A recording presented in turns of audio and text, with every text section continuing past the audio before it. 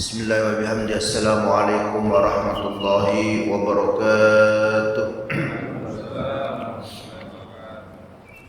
Pada hari ini kita akan mencoba mengupas sebuah kitab karya daripada Syihabuddin Ahmad atau yang dikenal dengan Imam Ibnu Hajar Al-Asqalani. Ya, beliau juga mengarang kitab Fathul Bari. Nah, di dalam kitab ini beliau menulis kitab yang bernama Al-Munabbihat 'alal Isti'dadi Liyaumil Ma'ad. Ini asli kitabnya, ya. Kitab karya Imam Ibnu Hajar Al-Asqalani, Al-Munabbihat. Artinya Al-Munabbihat itu peringatan-peringatan atau nasihat-nasihat, ya. Alal isti'dadi liyaumil ma'ad, ya, untuk persiapan menuju hari ma'ad, yaitu hari kiamat. Jadi ada beberapa peringatan-peringatan, nasihat-nasihat dari Imam Ibnu Hajar Al-Asqalani, ya, apa yang harus kita siapkan menuju yaumil ma'ad, yaitu hari kiamat.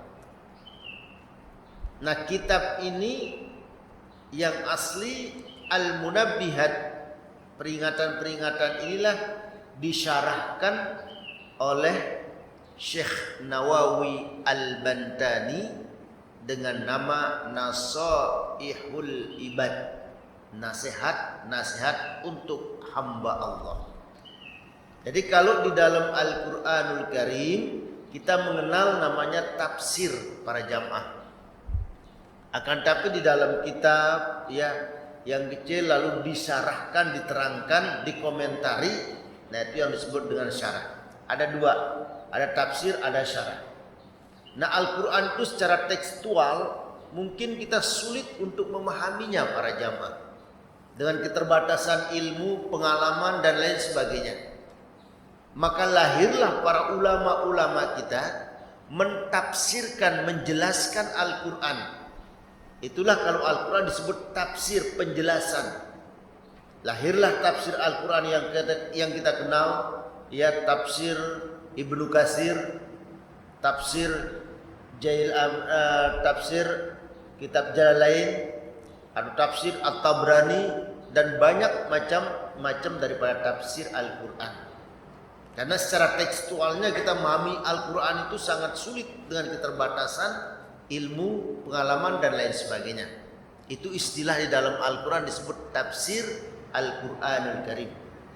Adapun di dalam kitab misalnya para jamaah, seperti yang kita kaji pada pagi hari ini, asli kitab itu namanya Al-Munabbihat 'alal Isti'dadi Liyaumil Ma'ad, karya Imam Ibnu Hajar Al-Asqalani.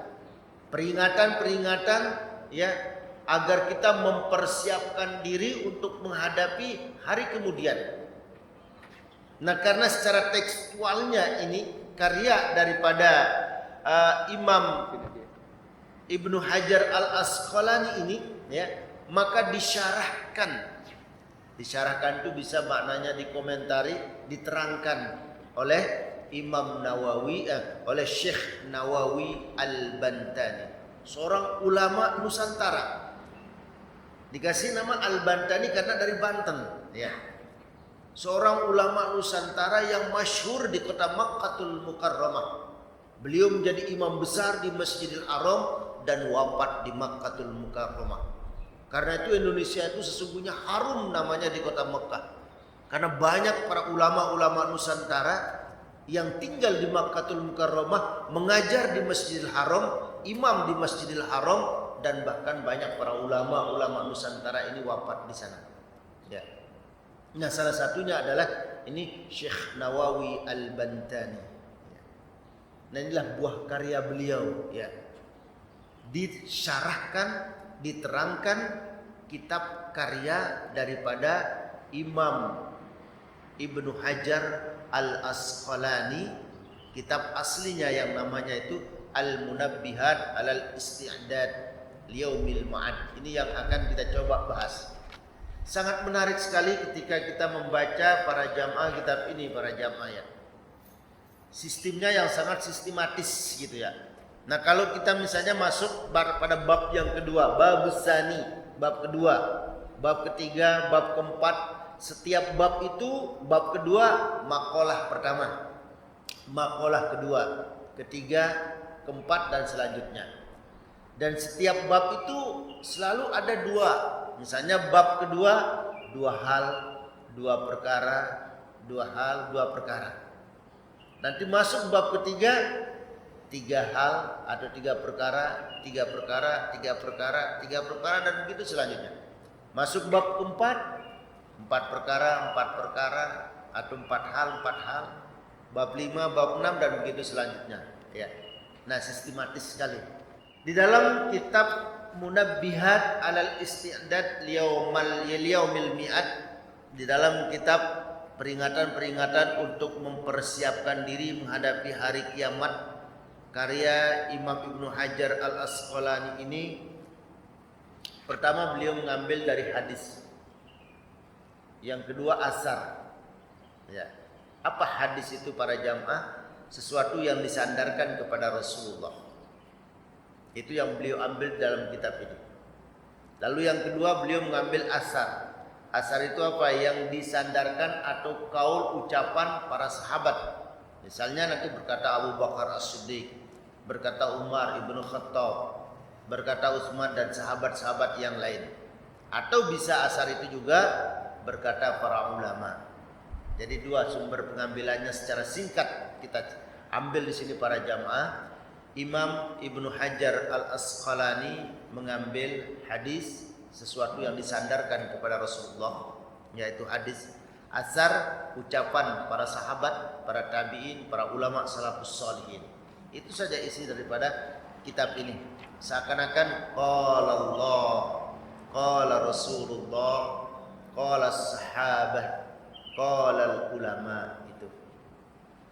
Subhanallah para jamaah yang mudah-mudahan ya kita bisa sedikit memahami ya isi daripada kitab Al-Munabbihat. Baik ikhwan dan akhwat yang dimuliakan Allah Subhanahu wa taala, itu sekedar muqaddimah ya yang kita sampaikan secara ringkas tentang kitab Al-Munabbihat alal Isti'dad liyaumil ma'ad, peringatan-peringatan untuk mempersiapkan diri menghadapi yaumil kiamat. Bab tsani, kita langsung masuk pada bab yang kedua karena bab pertama itu muqaddimah ya secara singkat tadi.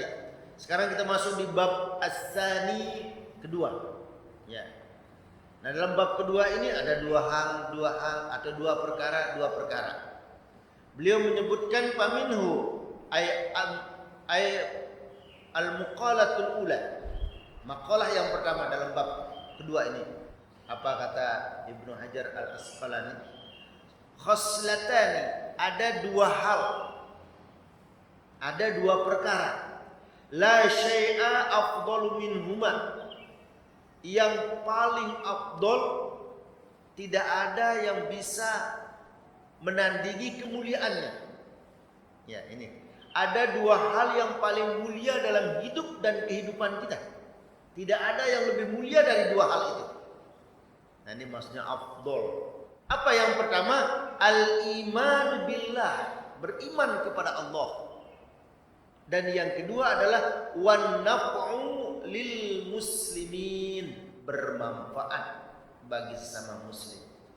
Ini enggak ada yang enggak ada yang menandingi kemuliaan dari dua hal ini. Al-iman billah, beriman kepada Allah.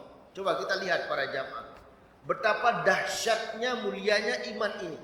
Sehingga kalau orang itu dari semenjak dia akil balik misalnya sampai umurnya sekian tahun misalnya ya, lalu dia mengucapkan kalimat la ilaha illallah dakhalal jannah.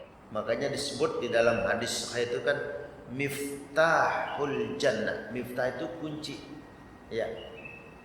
Di bahasa Arab miftah itu maknanya kunci. Miftahul jannah, kunci masuknya ke surga itu la ilaha illallah, iman. Sering para jamaah sambil kita mungkin bermain sama anak cucu kita, itu harus kita tanamkan nilai iman itu. miftahul jannah, la ilaha illallah.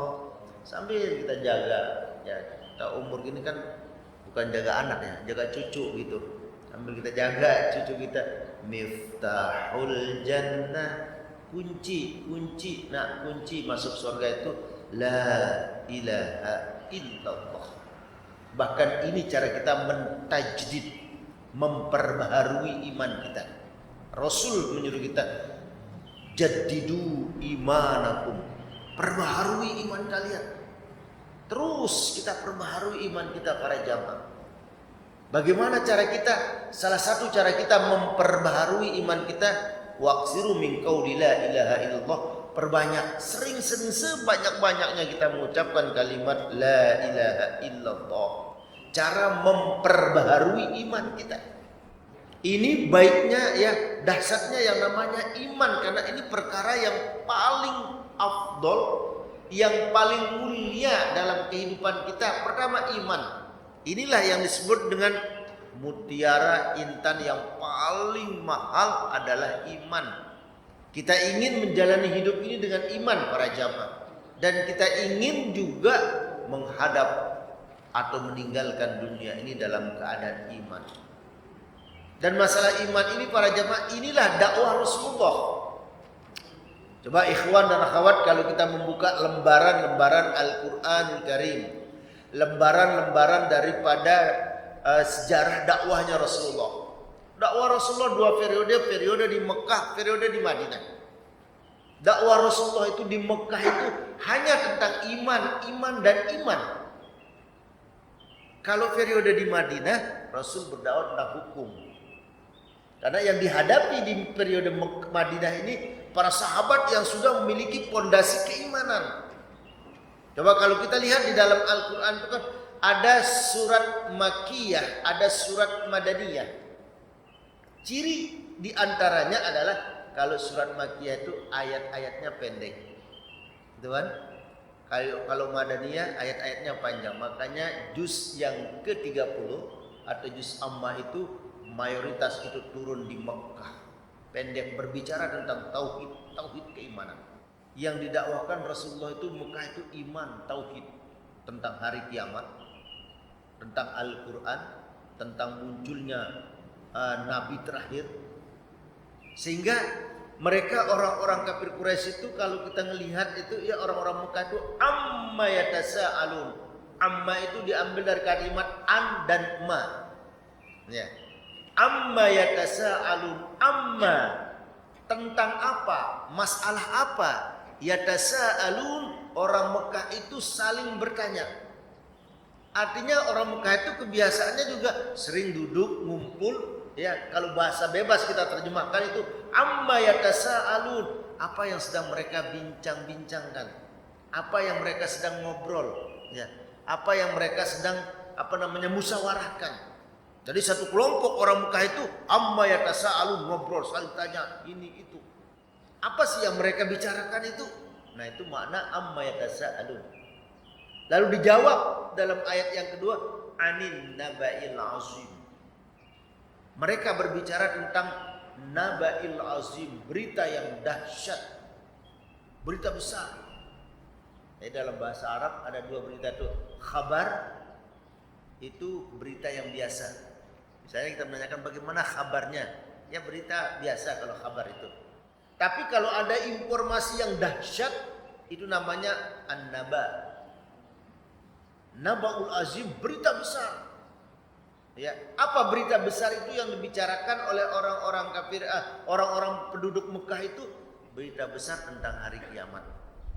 Berita besar tentang turunnya Al-Quran itu naba'ul azim, berita besar. Berita besar tentang munculnya ya Rasul terakhir.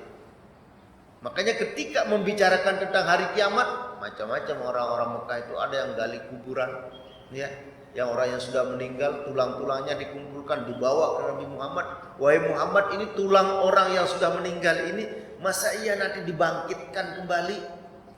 Ajaran apa yang kau bawa wahai Muhammad? Itu komentar orang-orang Mekah ketika itu.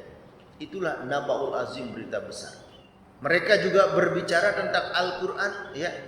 Bahkan Nabi Muhammad, ya, yang kita lihat di dalam surat Al-Anfal ayat 30 itu, wa idza tutsla alaihim ayatuna, ingat ketika Al-Quran dibacakan di hadapan orang-orang Mekah itu, ya. Orang-orang Mekah itu berkomentar, wahai Muhammad, apa yang kau baca itu sudah pernah kami dengar. Kalau kami bisa, kalau kami mau, kata orang-orang Mekah itu, kami bisa bikin Al-Quran yang kusampaikan itu tidak ada lain adalah cerita belaka. Itu berita Al-Quran ditanggapi dengan semacam itu oleh orang-orang kufar. Naba'ul azim. Karena berita besar ini, hari kiamat, bangkitnya manusia, ya, dari alam kuburnya, lalu turunnya Al-Quran, ya, terus datangnya Rasulullah. Dengan sebab berita besar inilah, mereka orang-orang Mekah itu mukhtalifun, terbagi menjadi dua. Ada yang beriman, percaya bahwa hari kiamat itu ada.